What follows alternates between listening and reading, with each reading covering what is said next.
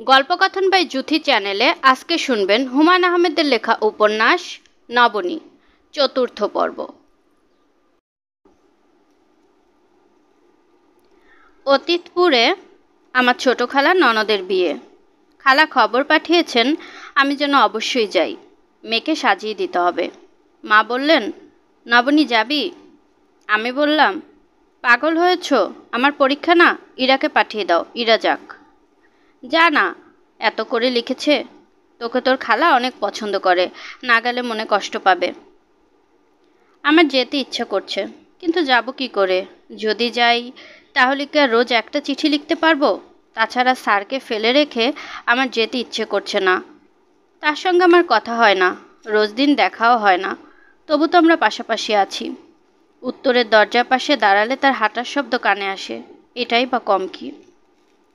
ঠিক হলো ইরা যাবে, বাবা তাকে পৌঁছে দিয়ে আসবেন। যেদিন যাবার কথা সেদিন দেখি বাবা যাচ্ছে না।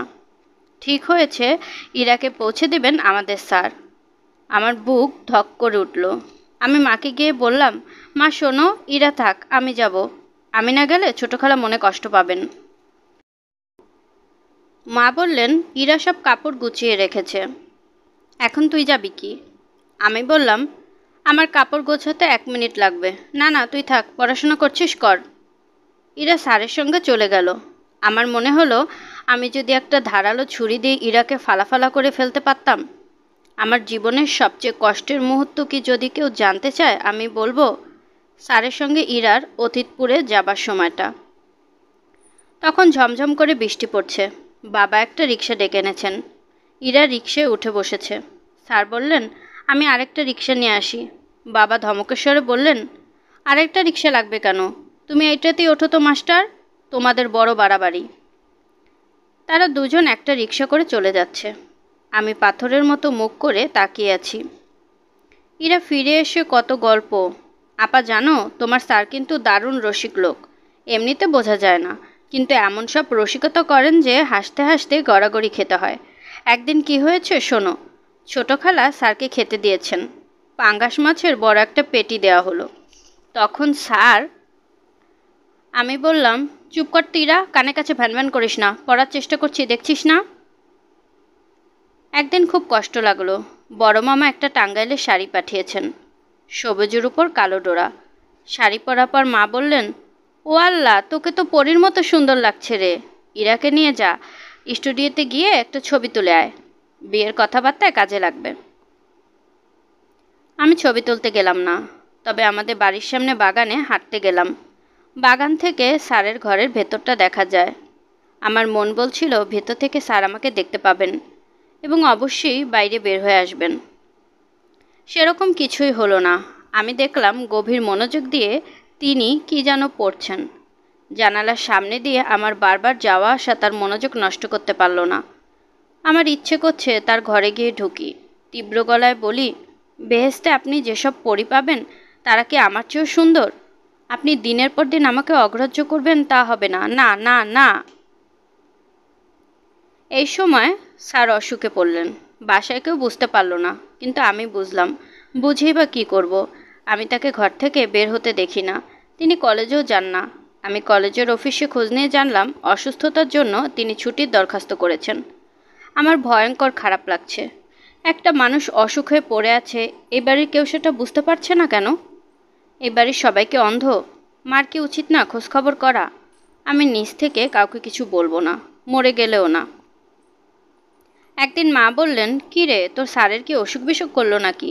একজন ডাক্তার মনে হয় ঢুকতে দেখলাম। আমি বললাম, অসুখ বিসুখ করেছে কিনা জানি না, করতেও পারে। আল্লাহর পিয়ারা বান্দাদের তো অসুখ বিসুখ হয়। খোঁজ নিয়ে আয় তো। আমি খোঁজ নিতে পারবো না মা, আমার এত মাথা ব্যথা নেই, অন্তুকে পাঠাও। অন্তু খোঁজ খবর নিয়ে এলো। চোখ বড় বড় করে হাসি মুখে বলল, মওলানা ফ্ল্যাট হয়ে গেছে, বুঝলে মা, 6 দিন ধরে বিছানায় শোয়া, কথা বলে চিচি করে। মা বললেন, তাতে হাসির কি হলো, হাসছিস কেন? উনি কেমন চিচি করে কথা বললেন, এই জন্য হাসছি। ওনার কথা শুনলে মনে হবে মানুষ কথা বলছে না, চিকা কথা বলছে। কথা শুনলে তুমিও হাসবে। মা তৎক্ষণাৎ তাকে দেখতে গেল। পৃথিবীর সমস্ত মাদের মতো তিনিও খুব দুঃখিত হলেন। একটা লোক দিনের পর দিন অসুস্থ হয়ে পড়ে আছে, তিনি বলতেও পারে না, এই লজ্জাতে মা অস্থির। মা বললেন, কেন তুমি আমাদের কোনো খবর দেবে না? তুমি রান্না করে কিছু খেতে পারো না, আমাদের বলবে, আমরা ব্যবস্থা করব। নাকি ইসলাম ধর্মে এরকম নিয়ম নেই? তিনি মিনমিন করে বললেন, আপনাদের কষ্ট দিতে চাইনি, ভেবেছি সেরে যাবে। এখন থেকে তোমার সব খাওয়া দাওয়া এ বাড়ি থেকে যাবে, বুঝতে পারছো? কি খাও তুমি? বার্লি আর সাগু, এই দুইটা ছাড়া আর কিছু খেতে পারি না। তোমার হয়েছে কি? ডাক্তার কি বলল? ডাক্তার রক্ত পরীক্ষা করতে দিয়েছেন, এখনও কিছু বলতে পারছেন না। দুপুরে আমি খাবার নিয়ে গেলাম। মামার পাঠানো সেই সবুজ শাড়িটা পরলাম, চোখে কাজল দিলাম, হাতে একটা ট্রেতে এক বাটি বার্লি, এক গ্লাস দুধ। স্যার আমাকে দেখে ভূত দেখার মতো চমকে উঠলেন। পৃথিবীর আশ্চর্যতম ঘটনাটা তিনি যেন ঘটতে দেখলেন। বিছানায় উঠে বসতে গিয়ে কাত হয়ে পড়ে গেলেন। আমি বললাম, স্যার আপনি উঠবেন না, চুপ করে শুয়ে থাকুন, আমি খাবার নিয়ে এসেছি। শুক্রিয়া, অশেষ শুক্রিয়া, রেখে দাও। আপনি নিজে নিজে খেতে পারবেন নাকি আমি চামচ দিয়ে খাইয়ে দেব? না না, পারবো, আমি পারবো। স্যার আমার চামচ দিয়ে খাইয়ে দিতে কিন্তু অসুবিধা নেই, আপনি যদি অস্বস্তি বা লজ্জাবোধ না করেন আমি খাইয়ে দিতে পারি। যদি পাপ হয় আমার হবে, আপনার হবে না, আপনি ঠিকই ভেস্তে যাবেন। তিনি দুঃখিত গলায় বললেন, তুমি আমার ধর্মকর্মটাকে এমন কঠিন দৃষ্টিতে কেন দেখো? আমি তো কারো কোনো ক্ষতি করছি না, আমি নিজের মতো থাকি। এই নিজের মতো থাকতে গিয়ে তোমাকে যদি কোনো কারণে কষ্ট দিয়ে থাকি, তুমি কিছু মনে রেখো না। আমি অস্বস্তির সঙ্গে বললাম, আপনি কষ্ট দেবেন কেন? আমি কথার কথা বললাম। স্যার আমি যাই। একটু বসো নবনী। বসতে ইচ্ছে না হয় দাঁড়িয়ে থাকো, আমি কয়েকটা কথা বলবো। এই কথাগুলি তোমার জানা খুব জরুরি। আমি মানুষ হয়েছি এতিমখানায়। এতিমখানার জীবনটা তো আদর ভালোবাসার জীবন না, কষ্টের জীবন। আমাদের একজন হুজুর ছিলেন, ডাকতাম মেজ হুজুর। তিনি আমাদের সবাইকে অত্যন্ত স্নেহ করতেন। ধর্মকর্মের প্রতি আমার এই অনুরাগ তার কাছ থেকেই পাওয়া। আমি মনে করি না এটা ভুল। মাদ্রাসা থেকে উলা পাশ করে আমি কলেজে ভর্তি হই। আমার ভাগ্য ভালো ছিল, ইন্ডিয়া সরকারের একটা স্কলারশিপ পেয়ে যাই। আলিগড় বিশ্ববিদ্যালয় থেকে এমএ করার একটা সুযোগ ঘটে। এমএ পাশ করি। আমি বললাম, স্যার আমাকে এত কথা বলার দরকার নেই। তিনি খানিকটা উত্তেজিত গলায় বললেন, দরকার আছে বলেই বলছি। তোমরা আজ যে পোশাকে আমাকে দেখছো, সবসময় এই পোশাকে আমি সারা জীবন পরেছি। মেজো হুজুর সেই নির্দেশ আমাকে দিয়েছেন। কেন দিলেন? কারণ আমাদের নবী এই লেবাস পরতেন। নবী আরবে জন্মেছিলেন বলে এই লেবাস পরতেন। তিনি যদি তুন্দ্রা অঞ্চলে জন্মাতেন তাহলে নিশ্চয়ই লেবাস পরতেন না, তখন গায়ে পরতেন শিল মাছের চামড়ার পোশাক। এই অবস্থা আপনি কি করতেন? আপনিও কি শিল মাছের চামড়ার পোশাক জোগাড় করতেন? নবীজি যেহেতু তুন্দ্রা অঞ্চলে জন্মায়নি, কাজেই সেই প্রশ্ন আসে না। তাছাড়া নবীজির পোশাক পরার অন্য একটা অর্থ হলো তাকে সম্মান দেখানো। সম্মান দেখানোয় তো দোষের কিছু নেই। রবীন্দ্রনাথকে সম্মান দেখাতে গিয়ে একসময় অনেকে লম্বা দাড়ি রাখত, বাবরির চুল রাখত। আমি চুপ হয়ে গেলাম। স্যার সহজ ভঙ্গিতে বললেন, তুমি আমার সঙ্গে যুক্তিতে পারবে না নবনী। বোধহয় তোমার ধারণা ছিল এই জাতীয় পোশাক পরা টুপিওয়ালা লোক সবসময় অল্প বুদ্ধির হয়। এইরকম মনে করার কোনো কারণ নেই। আমার বুদ্ধি ভালোই আছে, আমার পড়াশোনা অনেক। তোমাকে এত কথা বললাম কারণ কারণ কারণটা কি বলুন? আরেকদিন বলবো, আজ একদিন অনেক বেশি কথা বলে ফেলেছি। আপনি গুছিয়ে কথা বলতে পারেন। না নবনী, আমি গুছিয়ে কথা বলতে পারি না, তবে খুব গুছিয়ে চিন্তা করতে পারি। একটা কাক যে আপনার কাছে আসতো, সেটা কি আর আসে না?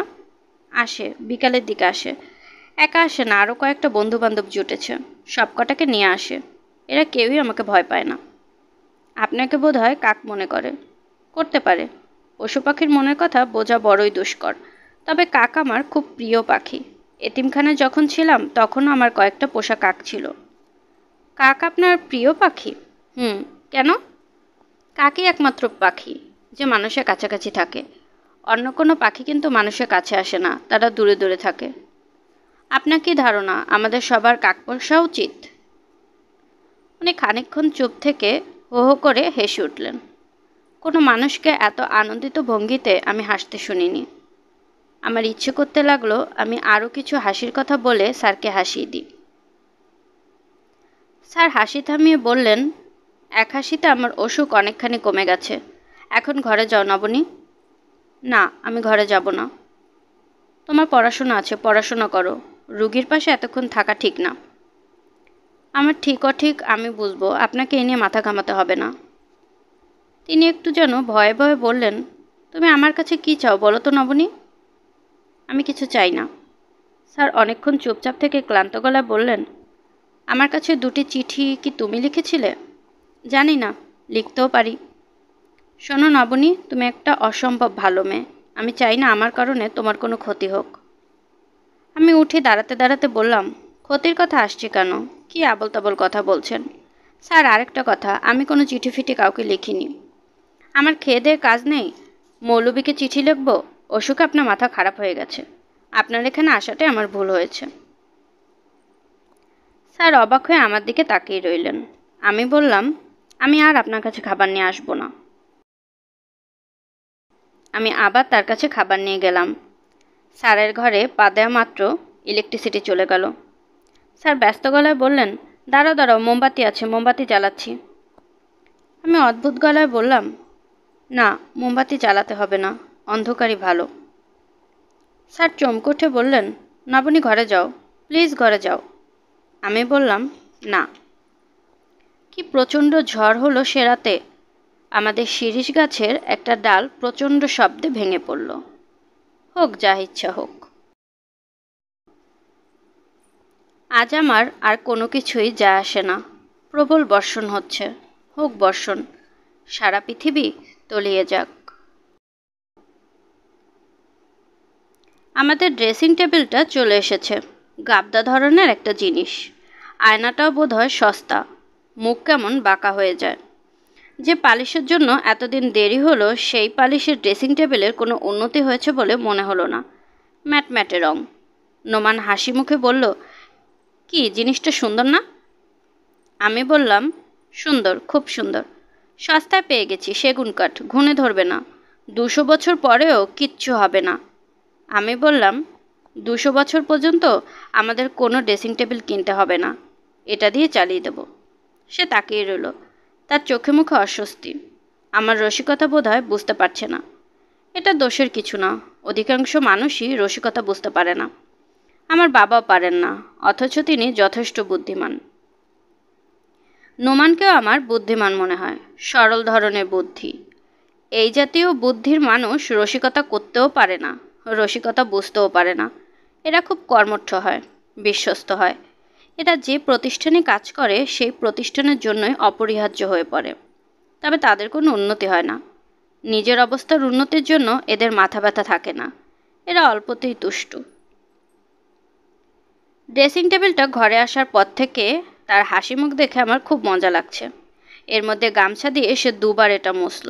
কাছ থেকে দূর থেকে নানান ভঙ্গিমায় নিজেকে দেখল। আয়নার সামনে দাঁড়িয়ে খুব কায়দা করে চুল আঁচড়ালো। তার চুল আঁচড়ানোই ছিল, 2 হাতে সে চুল আলোঝোড়ো করে আবার আঁচড়ালো। আশ্চর্য ছেলে মানুষই। নবনী, বলো। ড্রেসিং টেবিলের জন্য একটা ঢাকনি বানানো দরকার, নয়তো ধুলা পড়ে পালিশ নষ্ট হয়ে যাবে। ড্রেসিং টেবিলে ঢাকনি থাকে না। কে বললো থাকে না? ড্রেসিং টেবিলে ঢাকনি বেশি দরকার। রাতের বেলা আয়না ঢেকে রাখতে হয়। রাতের বেলা আয়নায় মুখ দেখা খুব অলক্ষণ। তুমি বোধহয় এসব বিশ্বাস করো না। না। পামিস্ট্রি বিশ্বাস করো? হাত দেখা? না। অহনা আবার এইসব খুব বিশ্বাস করে। কেউ হাত দেখতে জানে বললেই হলো, সে হাত মেলে দেবে। ও আচ্ছা। একবার সে খবর পেয়েছে একটা জায়গা আছে, সেখানে খুব বড় একজন পামিস্ট্রি থাকে, যুগানন্দ আচার্য, স্কুলের সংস্কৃতের টিচার। সে সেখানে যাবি। শফিক বিরক্ত হয়ে বলল, নোমান তুই ওকে নিয়ে যা, ঝামেলা চুকিয়ে আয়। তুমি নিয়ে গেলে? নানি উপায় আছে, অহনা মুখ দিয়ে যা বলবে তা করে ছাড়বে। সে বিরাট ইতিহাস। জায়গাটা হলো টেকনাফের কাছাকাছি, অতি দুর্গম। আমি মাইক্রোবাস নিয়ে আগে চলে গেলাম। অহনা প্লেনে করে গেল কক্সবাজার। সেখান থেকে ওকে নিয়ে মাইক্রোবাস করে রওনা হলাম। রাস্তা গেছে পানিতে ডুবে। রাস্তার 2 ধারে লাল ফ্ল্যাগ পুঁতে রেখেছে। ফ্ল্যাগ দেখে দেখে যাওয়া। এর মধ্যে টায়ার গেল পাংচার হয়ে। শেষ পর্যন্ত পাওয়া গেল যুগানন্দ আচার্যকে। মজা তো এখানেই, কেউ এই লোকের নামও শুনে নাই, স্কুলও নেই। স্কুল টিচার কোত্থেকে আসবে? তোমরা কি করে ফিরে এলে? ফিরে আসবো কি করে, সন্ধ্যা হয়ে গেল না? ওইসব অঞ্চলে সন্ধ্যার পর গাড়ি ঘোড়া চলে না, ডাকাত পড়ে। তার চেয়ে বড় কথা, কয়েকদিন ধরে পাহাড়ে বুনো হাতি নেমেছে, 3টা মানুষ মেরেছে। আমার তো মাথায় বাড়ি, কি করব কিছুই বুঝতে পারছি না। হোটেল নেই, রেস্ট হাউস নেই, কিছুই নেই। গেলাম টেকনাফ, সেখানে বন বিভাগের একটা রেস্ট হাউস পাওয়া গেল, একটাই রুম। অহনাকে সেখানে রেখে আমি মাইক্রোবাসের ভিতর শুয়ে আছি। খবর পাওয়া গেছে রাস্তায় হাতি নেমে গেছে, সব বাতি টাতি নিভিয়ে দিতে বলেছে। বাতি দেখলেই নাকি হাতি ছুটে আসে। কত কাণ্ড! চা করো তো নবনী। চা খাই। আর তুমি এক কাজ করো, পাউডার টাউডার এসব দিয়ে ড্রেসিং টেবিলটা সুন্দর করে সাজাও, অহনা দেখতে আসবে। উনি এই ড্রেসিং টেবিল দেখতে আসবেন? হ্যাঁ, তাকেও বলেছি। ভালো করেছো। আমি চা বানাতে গেলাম।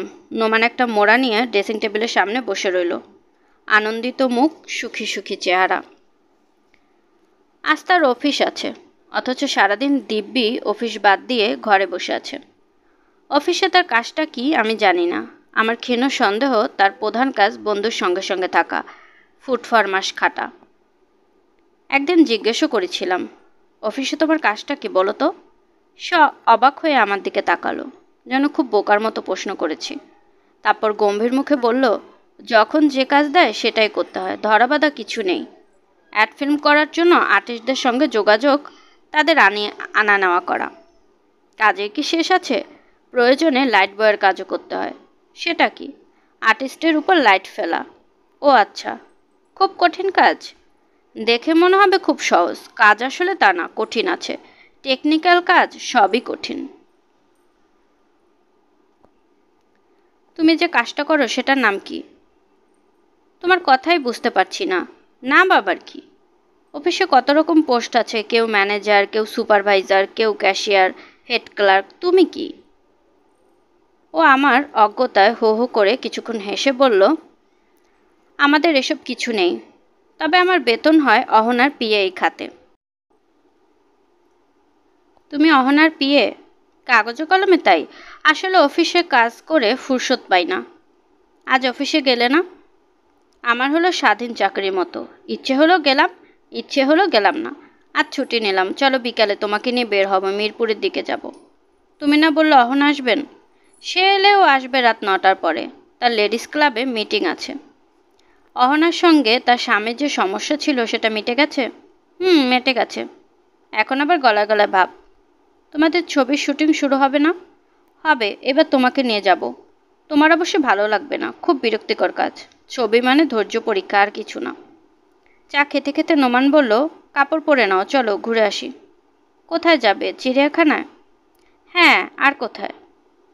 এই পর্যন্ত আমরা 6বার বাইরে গেছি, এই 6বারের মধ্যে 5বারই গিয়েছি চিড়িয়াখানা। খানিকক্ষণ ঘুরেই সে এসে দাঁড়াবে বাদরে খাঁচার সামনে, মুগ্ধ বিস্ময়ে বলবে, কি আজীব জানোয়ার।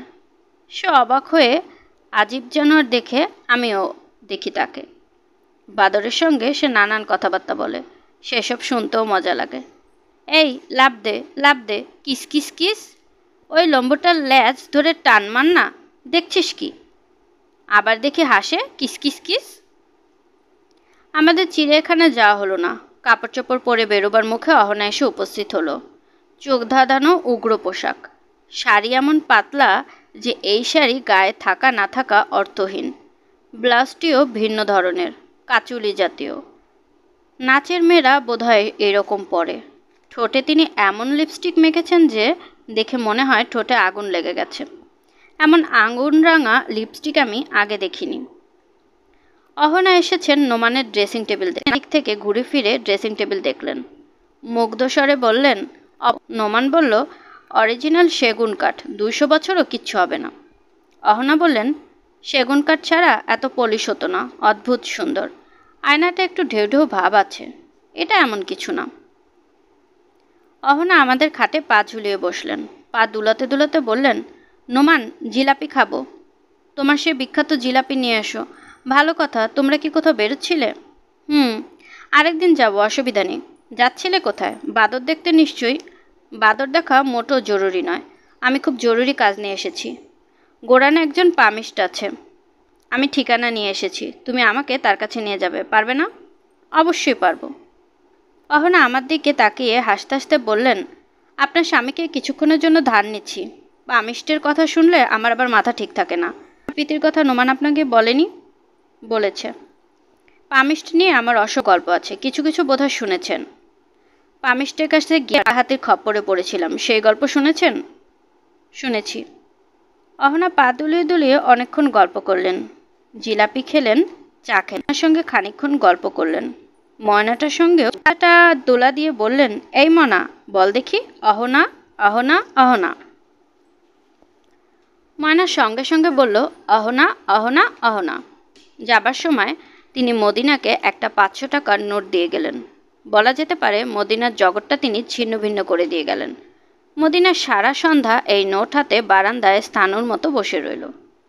মদিনা তার 500 টাকার নোট নিয়ে চোখ মুখ শক্ত করে বারান্দায় বসে আছে। আমি চলে এসেছি ছাদে। এই বাড়িটার ছাদটায় ওঠা একটা সমস্যা। খানিকটা অংশ দেয়ালের আগে আটকানো খাড়া লোহার সিঁড়ি বেয়ে উঠতে হয়। শুরুতেই এই ছাদটা আমার পছন্দ হয়নি, এখন পছন্দ। খুব নিরিবিলি। হঠাৎ কেউ ছাদে উঠে আসবে সে সম্ভাবনা নেই। কেউ আসবে না। তাছাড়া বাড়ির চারিদিকে পুরনো পুরনো গাছ আছে বলেই ছাদটা এক ধরনের আব্রু আছে। ইরার গল্পের বইটা এক হাতে নিয়ে বেশ ঝামেলা করে ছাদে উঠলাম। গল্পের বই পড়ার জন্য ছাদে আমি সুন্দর একটা জায়গা বের করেছি। পশ্চিম দিকে ছাদে পানির ট্যাঙ্কে হেলান দিয়ে বসলেই হয়। খুব সুন্দর জায়গা। মজার ব্যাপার হচ্ছে, বই পড়ার এত সুন্দর জায়গা থাকলেও আমি এখন পর্যন্ত একটা বইও পড়ে শেষ করতে পারিনি। তিথির নীল তোয়ালে বইটা কয়েক পৃষ্ঠা পড়ার পরই হাই ওঠে। বই বন্ধ করে চুপচাপ বসে থাকি। হাতে একটা বই থাকার সবচেয়ে বড় সুবিধা হচ্ছে সবসময় মনে হবে আমি অকারণে বসিনি, আমার একটা কাজ আছে। আমি পানির ট্যাঙ্কে হেলান দিয়ে বসে আছি। গাছের মাথায় রোদ, এখনো ঘণ্টাখানিক সময় আছে। বইটা খুলতেই ইরার চিঠি বের হয়ে এলো। অবস্থা এমন হয়েছে যে সে প্রতিদিনই একটা করে চিঠি লেখে। এটা সবশেষ চিঠি কিনা বুঝতে পারছি না। ইরার চিঠিতে তারিখ থাকে না। আপা, তোমার কি হয়েছে বলো তো? তোমাকে এত করে আসতে লিখলাম, আসলে না। বড় মামা প্রচণ্ড জ্বর নিয়ে তোমার এখান থেকে গেলেন, খুব ভুগলেন, প্রায় জমে মানুষের টানাটানি। তুমি মামাকেও চিঠি দাওনি। আমাকে সেই যে প্রথম একটা চিঠি লিখলে, তারপর আর না। বাবাকে দায়সারা গোছের একটা চিঠি দিয়েছ। বড় মামার ধারণা তুমি সবার উপর রাগ করে আছো, কারণ তোমাকে গরিব ধরনের একটা ছেলের সঙ্গে বিয়ে দেওয়া হয়েছে। আসল কারণ কি আপা বলো তো? আমি ভাইয়াকে বলেছি আমাকে তোমার এখানে নিয়ে যেতে। আমি নিজের চোখে দেখতে চাই ব্যাপারটা কি। ভাইয়া প্রতিবারই বলে আচ্ছা আচ্ছা। ফুটবল খেলতে গিয়ে সে মাথায় চোট পেয়েছে বলেছিলাম না? এখন বিছানায় শুয়ে শুয়ে তার কোমরে কি না হয়েছে কে জানে। সোজা হয়ে দাঁড়াতে পারে না, বাঁকা হয়ে দাঁড়ায়, বাঁকা হয়ে হাঁটে। ওই দিন বাবা কী কারণে ভাইয়ের উপর রাগ করে বললেন, এই যে বক্রবাবু, শুনে যাও। এতে ভাইয়ের খুব লেগেছে। সে বিছানা বালিশ নিয়ে চলে গেলেন। তার এক বন্ধু আছে সজল, এখন তাদের বাড়িতে থাকে। মাঝে মাঝে বাঁকা হয়ে আমাদের দেখতে আসে। আমার বিয়ের ব্যাপারে যে কথাবার্তা হচ্ছিল তা আরও কিছু দূর এগিয়েছে। জামালপুর থেকে বরের বড় বোন আমাকে দেখতে এলেন, ওজন 5 মণের কাছাকাছি। আমাদের খাটে বসলেন। খাটে মটমট শব্দ হতে লাগলো। আমি ভাবছি সর্বনাশ, এখন উনি যদি খাট ভেঙে পড়েন তাহলে আমাদেরও খাটও যাবে, বিয়েও যাবে। যাই হোক, খাট ভাঙেনি, তবে বিয়ে ভেঙে গেছে। ভদ্রমহিলার আমাকে পছন্দ হয়নি। কাজী আপা, তুমি নিশ্চয় বুঝতে পারছো বিয়ে ভেঙে যাওয়ায় আমার মন খারাপ। তোমার পায়ে পড়ি, আমার মন ঠিক করার জন্য হলেও তুমি এসো। ইতি ইরা। পুনশ্চ আপা, তুমি আসার সময় অবশ্যই লাইব্রেরির বইটা নিয়ে আসবে, অনেক ফাইন হয়ে গেছে। ইরার বিয়ে ভেঙে গেছে, এটা বড় ধরনের দুঃসংবাদ। বিয়ে একবার ভাঙতে শুরু করলে শুধু ভাঙতেই থাকে। তখন বিয়ের কোনো সম্বন্ধ এসেছে শুনলেই আতঙ্ক লাগে। ইরার বিয়ে কি আমার জন্য ভাঙল? সে যদিও কিছু লেখেনি, তবু আমার তাই ধারণা।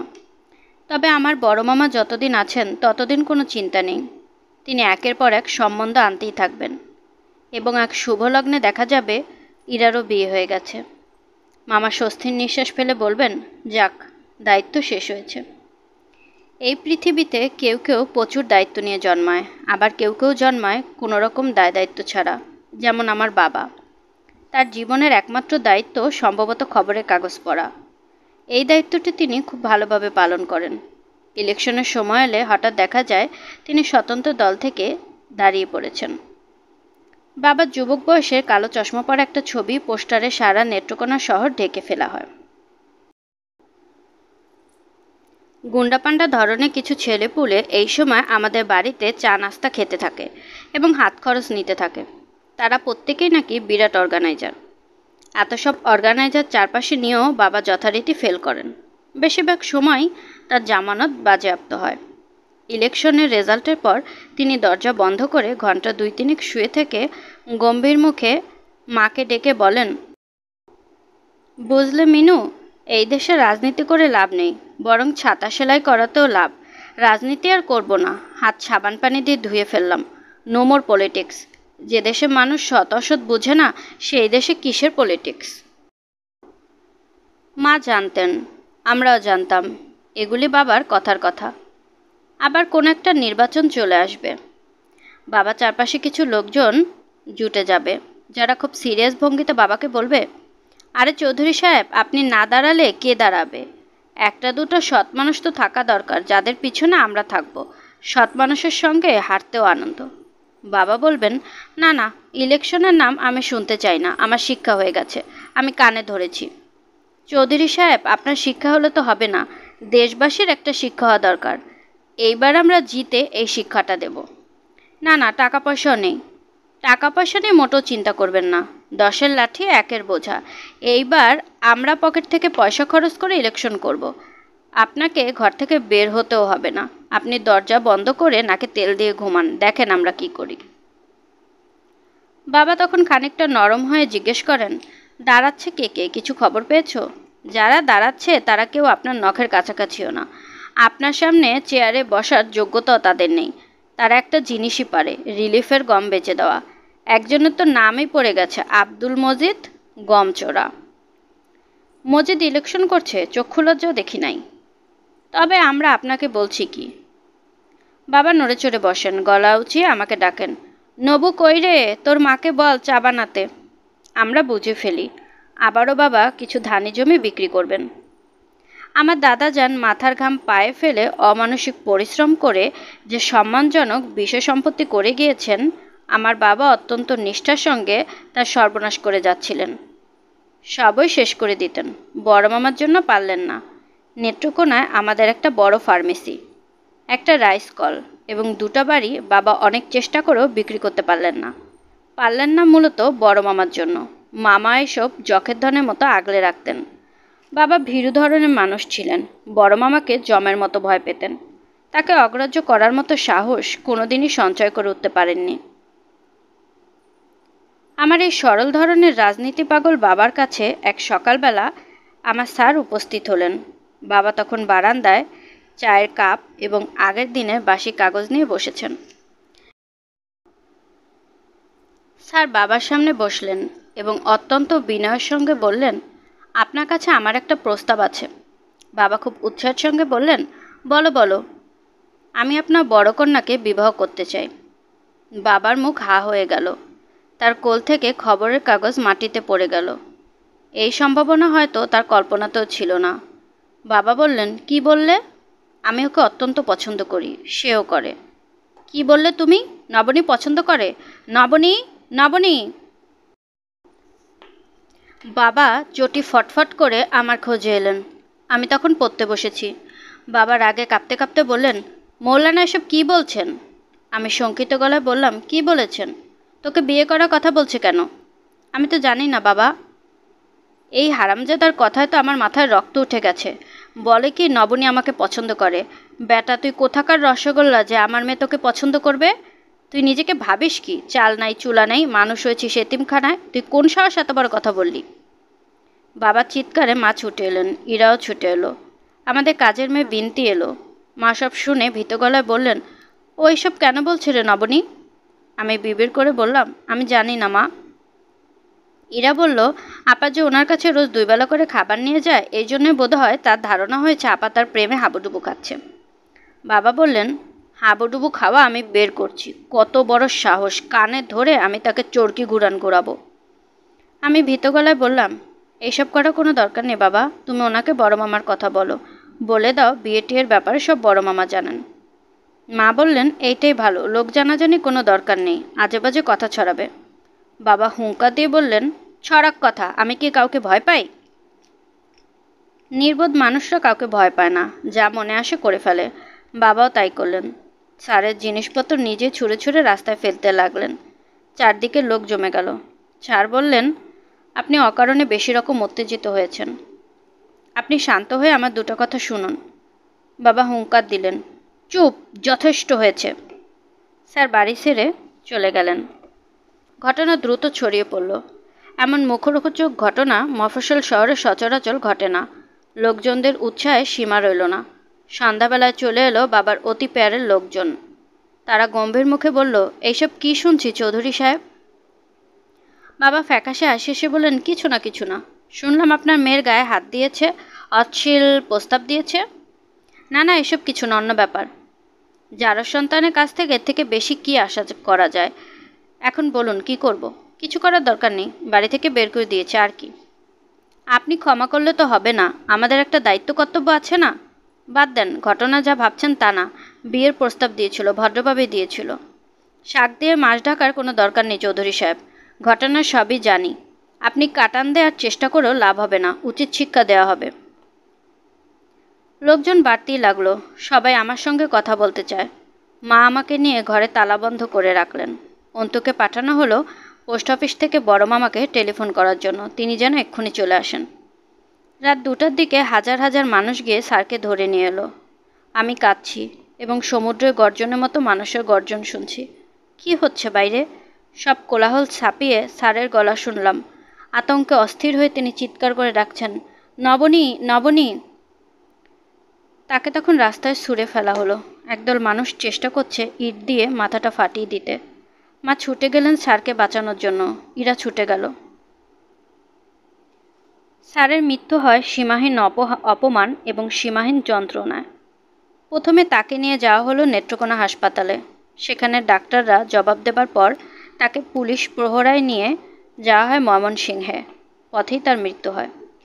মজার ব্যাপার হচ্ছে, স্যারকে যে ট্রেনে ময়মনসিংহে নেওয়া হচ্ছিল, আমিও সেই ট্রেনেই বড় মামার সঙ্গে ময়মনসিংহ যাচ্ছি। অথচ আমি কিছুই জানতাম না। আমাকে বলা হয়েছে স্যার নেত্রকোনা হাসপাতালে আছেন, মাথায় চোট পেয়েছেন, তবে এখন ভালো হয়ে যাওয়ার পথে, ভয়ের কিছু নেই। সে বছর আমার পরীক্ষা দেওয়া হয়নি, কারণ আমি অসুস্থ হয়ে পড়ি। সে অসুখ বিচিত্র এবং ভয়াবহ। আমি মাঝে মাঝেই কাউকে চিনতে পারতাম না। পরিচিত কারোর সঙ্গে কথা হয়তো বলছি, হঠাৎ একসময় অস্বস্তি এবং বিস্ময়ের সঙ্গে লক্ষ্য করি যার সঙ্গে কথা বলছি তাকে চিনতে পারছি না। ভয়ে শরীর যেন কেমন করতে থাকে। আমি কথা বলা বন্ধ করে দেই, আর তখনই দেখি 2-3টা কাক অপরিচিত মানুষের চারিদিকে গম্ভীর হয়ে হাঁটছে। এদের মধ্যে একটা কাককে আমি চিনি, বুড়ো কাক। কাকগুলি হাঁটে অবিকল মানুষের মতো, যেন এরা কাক না, ছোট ছোট মানুষ যারা কালো রঙের চাদর গায়ে দিয়েছে। মাঝে মাঝে আমি স্যারকে দেখতে পাই। তাকে দেখে মোটেও ভয় লাগতো না, বরং ভরসা পাওয়া যেত। তিনি আমার সঙ্গে কথা বলতেন এমনভাবে যেন তার সঙ্গে আমার বিয়ে হয়েছে, আমরা স্বামী স্ত্রী। তার সঙ্গে কথাবার্তা হতো খুব ঘরোয়া ধরনের। যেমন তিনি এসে বললেন, নবনী, পেন্সিলটা কোথায় রাখলাম দেখেছো? আমি বললাম, না তো, কলম আছে, কলমে হবে?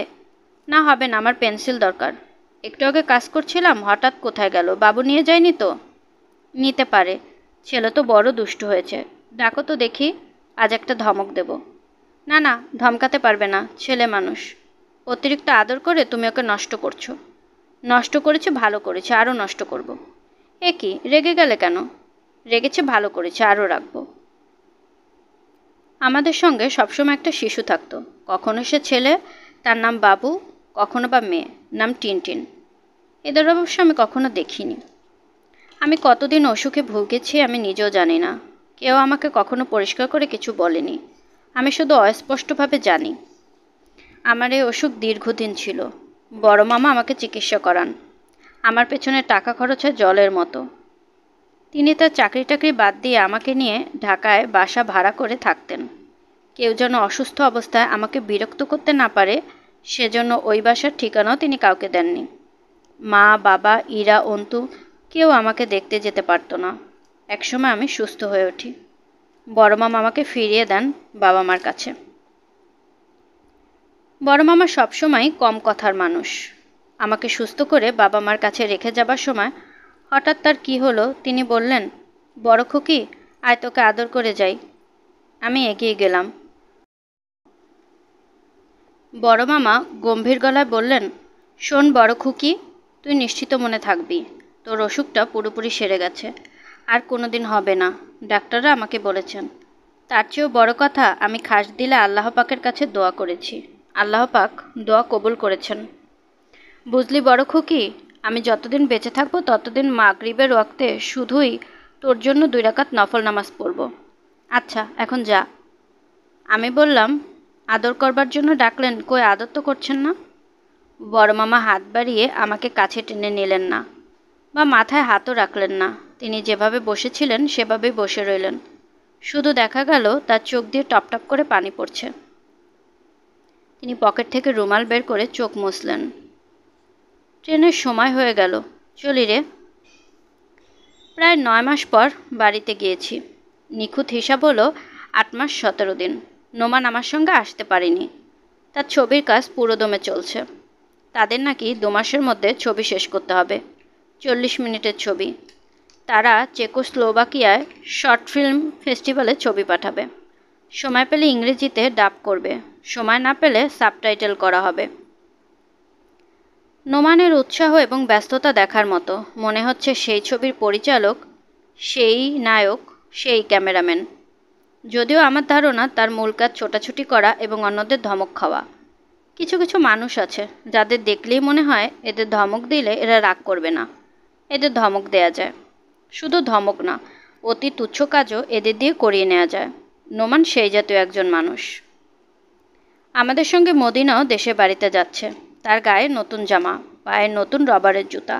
তার আনন্দ চোখে দেখার মতো। মনে হচ্ছে এই মেয়েটির জীবনে এমন আনন্দময় মুহূর্ত আর আসেনি। আমাদের নিয়ে যাচ্ছে অন্তু। নোমান স্টেশনে তুলে দিতে এসেছে। আজ ট্রেন 1 ঘন্টা লেট।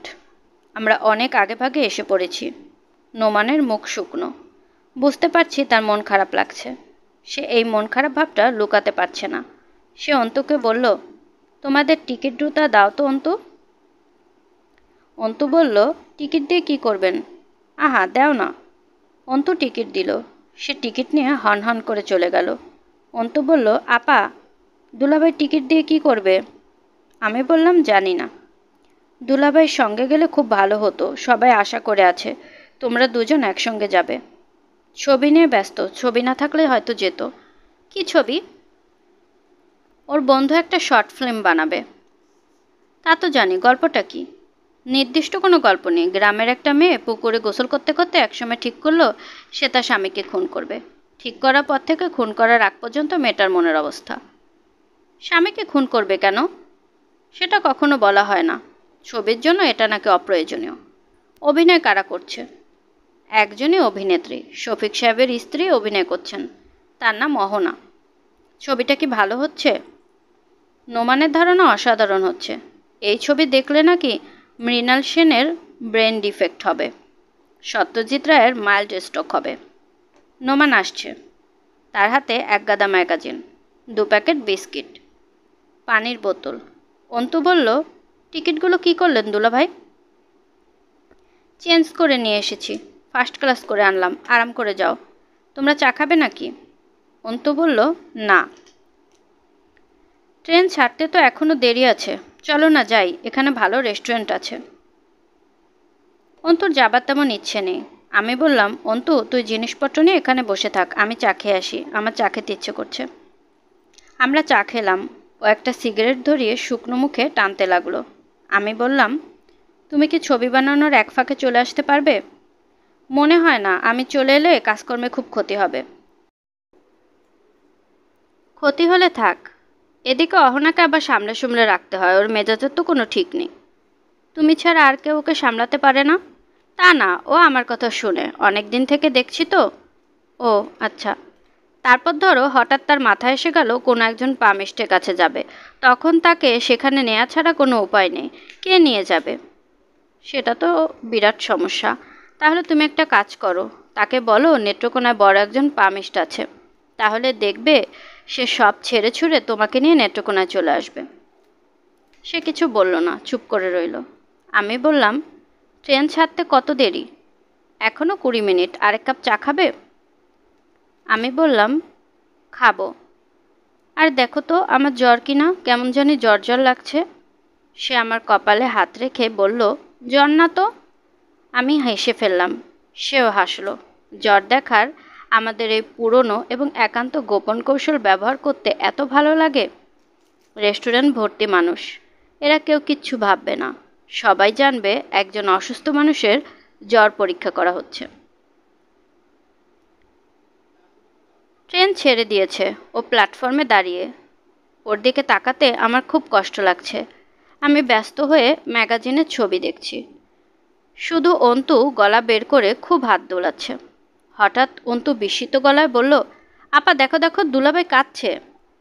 আমি অবাক হয়ে দেখলাম ও সত্যি সত্যি পাঞ্জাবির হাতায় চোখ মুছছে। আমাকে দেখে সে চলন্ত ট্রেনের সঙ্গে সঙ্গে হাঁটতে শুরু করলো। আমি অন্তুকে বললাম, তো দুলাভাইকে এভাবে হাঁটতে নিষেধ কর, পরে হুমড়ি খেয়ে ট্রেনের চাকার নিচে পড়বে। বলতে বলতে আমার গলা ধরে গেল, চোখ ভিজে উঠল। ট্রেনের গতি বাড়ছে। আমার মনে হচ্ছে আমি এই পৃথিবীর সবচেয়ে প্রিয়জন ছেড়ে অনেক দূরে চলে যাচ্ছি। ট্রেনের চাকার ঘর ঘর শব্দ হচ্ছে। ট্রেনটা যেন তালে তালে বলছে, ভালোবাসি ভালোবাসি। শুনছিলেন হুমায়ুন আহমেদের লেখা উপন্যাস নবনী, 4র্থ পর্ব। আজকের পর্বটি কেমন লাগলো অবশ্যই কমেন্ট করে জানাবেন, এবং গল্প পাঠ ভালো লাগলে প্লিজ আমার চ্যানেলটি সাবস্ক্রাইব করবেন, আর চাইলে বন্ধুদের সাথে শেয়ারও করতে পারেন। গল্পকথন বাই জুথি চ্যানেলের সাথেই থাকবেন আশা করছি। আল্লাহ হাফেজ।